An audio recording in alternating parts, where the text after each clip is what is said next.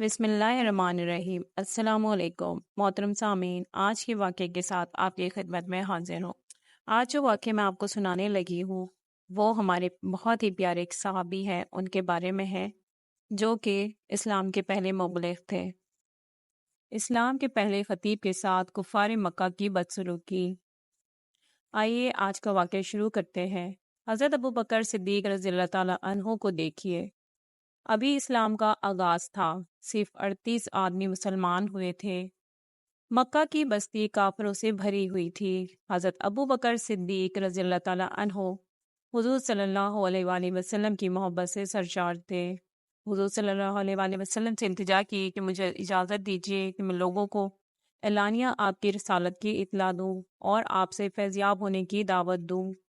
آپ صلی اللہ علیہ وآلہ وسلم نے فرمایا، اے ابو بکر، ابھی ذرا صبر سے کام لو، ابھی ہم تعداد میں کم ہیں۔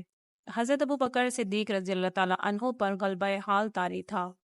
انہوں نے پھر اصرار کیا، حتیٰ کہ حضور صلی اللہ علیہ وآلہ وسلم نے اجازت دے دی۔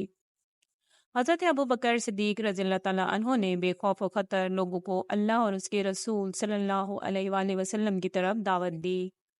حافظ ابن کثیر رحمۃ اللہ علیہ لکھتے ہیں، حضور صلی اللہ علیہ وآلہ وسلم کی بعثت کے بعد حضرت ابو بکر صدیق رضی اللہ تعالیٰ عنہ پہلے خطیب ہیں جنہوں نے لوگوں کو اللہ اور اس کے رسول صلی اللہ علیہ وآلہ وسلم کی طرف بلایا۔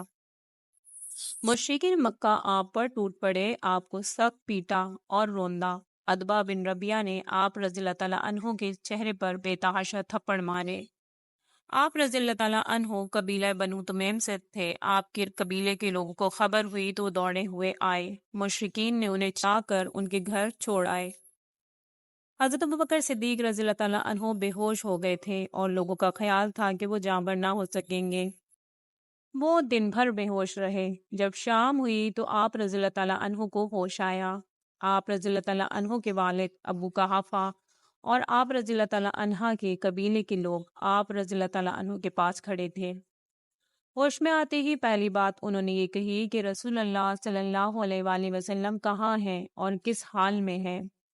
ان کے قبیلے کے لوگ سخت برہم ہوئے اور انہیں ملامت کی کہ جس کی وجہ سے یہ ذلت و رسوائی تمہیں اٹھانی پڑی اور یہ مار پیٹ تمہیں برداشت کرنی پڑی، ہوش میں آتے ہی تم پھر اس کا حال پوچھتے ہو۔ ان عقل کے اندھوں کو کیا خبر تھی کہ ان کی خاطر سختیاں جھیلنے میں جو لذت ہے وہ دنیا داروں کو پھولوں کی سیج اور بستر کم خواب پر بھی حاصل نہیں ہوتی۔ ان کے قبیلے کے لوگ مایوس ہو کر اپنے گھروں کو لوٹ گئے اور ان کی ماں ام الخیر سے کہہ گئے کہ جب تک محمد رسول اللہ صلی اللہ علیہ وآلہ وسلم کی محبت سے باز نہ آ جائے اس کا بائیکاٹ کروا دیجیے اور اسے کھانے پینے کو کچھ نہ دو۔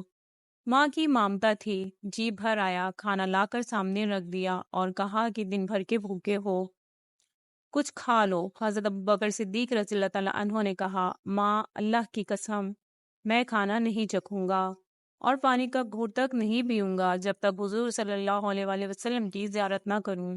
حضرت عمر رضی اللہ تعالیٰ عنہ کی بہن ام جمیل آ گئی اور بتایا کہ حضور صلی اللہ علیہ وآلہ وسلم بخیریت ہیں اور دار ارقم میں تشریف فرما ہے۔ حضرت ابوبکر صدیق رضی اللہ تعالیٰ عنہ زخموں سے چور تھے، چلنے کے قابل نہ تھے۔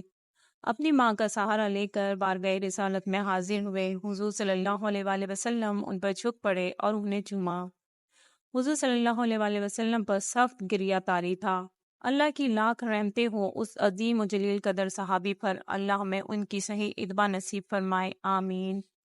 معزز سامعین کرام، امید ہے آپ کو آج کا واقعہ اچھا لگا ہوگا۔